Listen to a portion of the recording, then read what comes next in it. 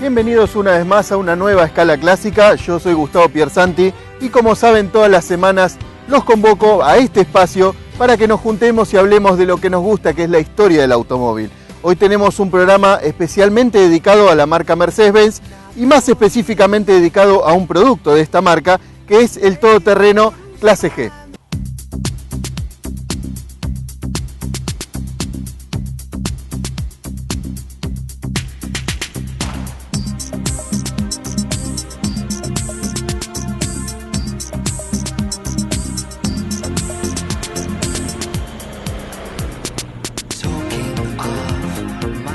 Como ustedes saben, la mayoría de los vehículos todoterreno han nacido según especificaciones o requerimientos de distintos ejércitos. Así como en su momento, cuando hablamos de la historia del Jeep, nació bajo un requerimiento del ejército americano, estos vehículos, tanto este como los Volkswagen Iltis o los DKW Munga, han nacido bajo requerimientos del ejército alemán o de la Wehrmacht.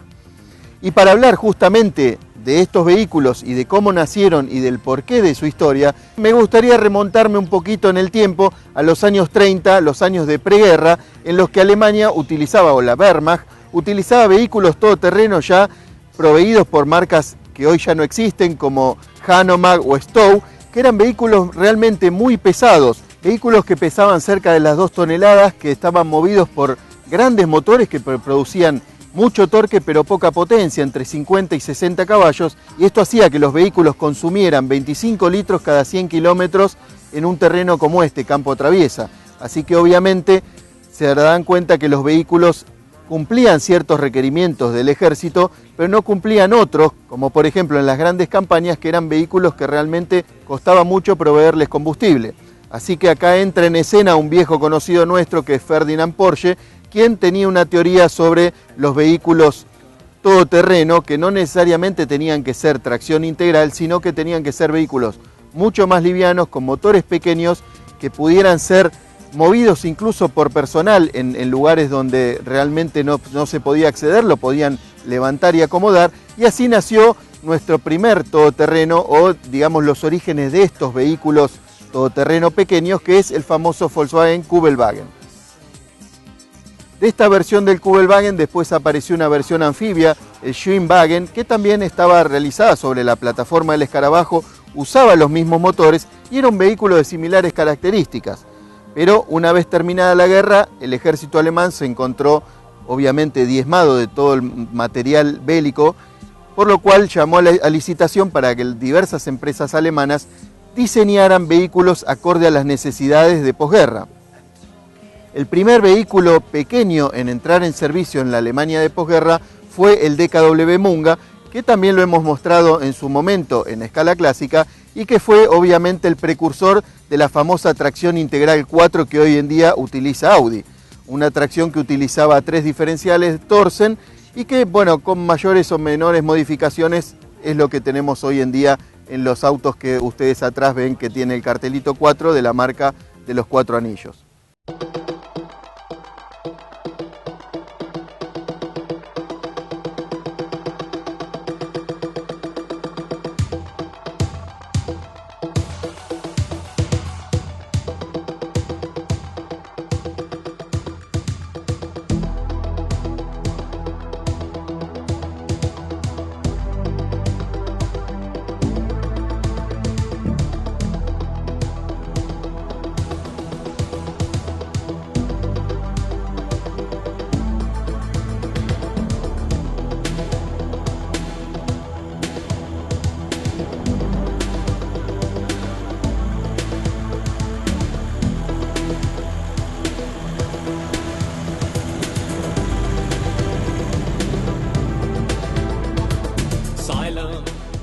Ya para centrarnos específicamente en el vehículo que vamos a analizar en el programa de hoy, que es la Clase G,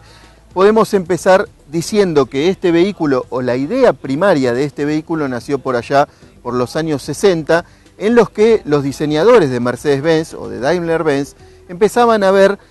cómo del otro lado del Atlántico, en Estados Unidos, los vehículos con tracción integral, los vehículos todoterreno, empezaban a tener una aceptación muy grande por parte del público civil. Este tipo de vehículos empezaban a realizar tareas que eran muy útiles, por ejemplo en el campo, y eran vehículos militares que habían sido readaptados a la vida cotidiana.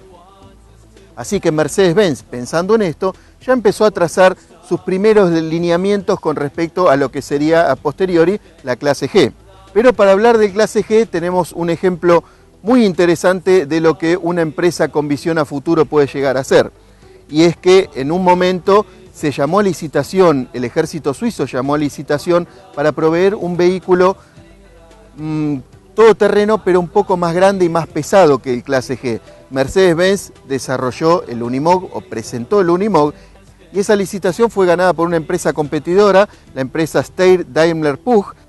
que es una empresa austríaca. Mercedes-Benz realmente se sintió asombrado porque el Unimog es famoso por ser un vehículo indestructible, por la cantidad de cualidades que tiene, y en vez de, como hubiera hecho una empresa típicamente argentina, quejarse y dudar de la integridad de la licitación, esta empresa capitalizó esa experiencia y decidió no solamente copiar lo que había hecho la empresa Steyr Daimler Puch, sino asociarse con ella y hacer un nuevo vehículo. Ese nuevo vehículo casualmente es el que hoy estamos presentando, es la clase G. La letra G, con la que se denomina el modelo, es el acrónimo de una palabra que en alemán, Geländewagen, significa vehículo todoterreno.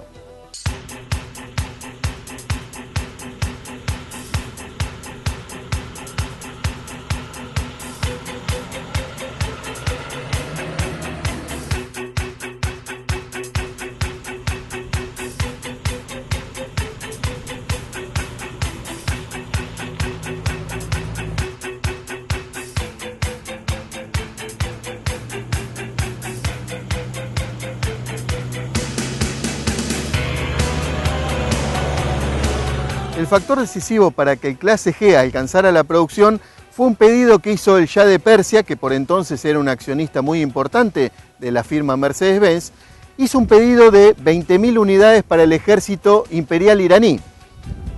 El primer prototipo de clase G en madera fue terminado en 1973 y al año siguiente se terminó el primer prototipo en metal. Difería bastante de las líneas que hoy vemos en estos clase G de fines de los 70. Y recién en 1975 se empezó a construir una planta para la fabricación de estos vehículos. La planta se ubicó en Graz, Austria, y estaba destinada a 800 empleados. Y esto tiene que ver con que inicialmente se pensó que la vida útil de este automóvil sería de no más de 10 años. El 90% estaría destinado a la producción de vehículos para uso militar y el 10% para utilización civil, cosa que sabemos que obviamente no se terminó dando. Lamentablemente, una vez que la fábrica estuvo montada y que se iba a comenzar a producir el clase G, el Shah de Persia había dejado de ser accionista de Mercedes-Benz, por lo cual el pedido también fue retirado. Por este acontecimiento peligró su producción, incluso ya con la fábrica prácticamente montada, pero esta fue salvada por un pedido o por dos pedidos grandes que hicieron. En primer lugar, la Policía Federal Alemana de Fronteras y en otro, nuestro querido ejército argentino.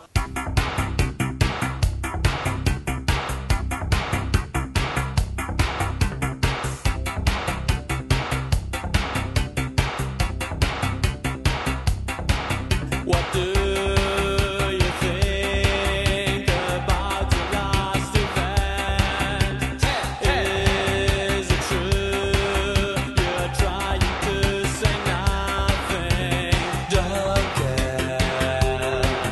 don't cherish an illusion.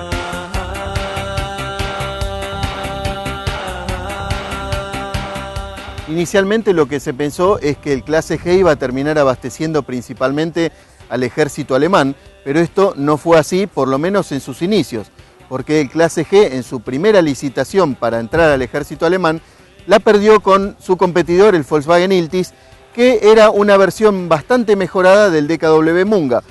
por lo cual, si bien el ejército alemán nunca rechazó y nunca negó las bondades y las cualidades del clase G, dio por ganador al Iltis y se estima que seguramente fue por una situación de intercambiabilidad de piezas con el DKW Munga. No nos olvidemos que para ese entonces Volkswagen recientemente había adquirido todo el grupo de los Cuatro Anillos, DKW, Auto Unión, NSU y demás, por lo cual el Iltis fue un desarrollo mejorado del DKW Munga. Nosotros, como solemos hacer para nuestras notas comparativas o para que ustedes tengan un pantallazo de lo que fue realmente el modelo, hemos conseguido las 3 diferentes carrocerías con las que se lanzó el Clase G. Una es la versión militar, que tenía techo de lona practicable o extraíble, al igual que sus puertas, que también podían ser de lona o metálicas, como en este caso, y el parabrisas, que era volcable para bajar la silueta del vehículo y poder esconderlo en algún matorral. También tenemos las versiones civiles en 3 puertas y en 5 puertas, y con una particularidad, que los 3 vehículos que estamos mostrando tienen los 3 motores diferentes con los que se empezó a ofrecer el Clase G.